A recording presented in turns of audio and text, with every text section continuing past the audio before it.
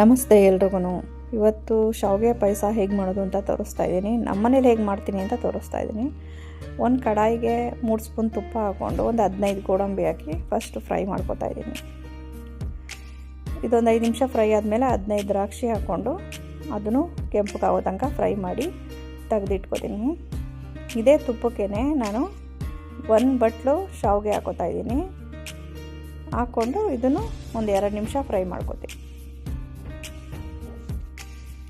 Fry ಮಾಡಿ ಪಕ್ಕಕ್ಕೆ ಎತ್ತಿಟ್ಕೊಂಡು ಇನ್ನೊಂದು ಕಡಾಯಿಗೆ 1 ಲೀಟ್ರ್ ಹಾಲು ಹಾಕೋತಾ ಇದ್ದೀನಿ.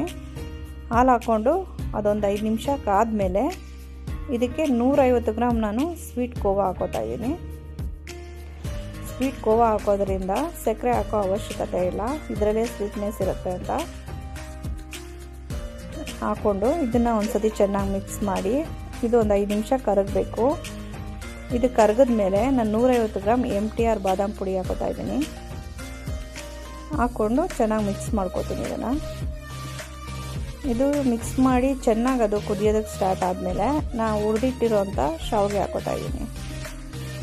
ಹಾಕ್ಕೊಂಡು ಒಂದು ಸತಿ ಚೆನ್ನಾಗಿ ಮಿಕ್ಸ್ ಮಾಡಿ ಶಾವಿಗೆ ಬೇಯೋದಕ್ಕೆ ಬಿಡಬೇಕು. ಶಾವಿಗೆ ಎಲ್ಲ ಚೆನ್ನಾಗಿ ಬೆಂದಮೇಲೆ ನಾವು ಹುರಿದಿಟ್ಕೊಂಡಿರೋಂಥ ದ್ರಾಕ್ಷಿ ಗೋಡಂಬಿ ಹಾಕೋತಾ ಇದ್ದೀನಿ.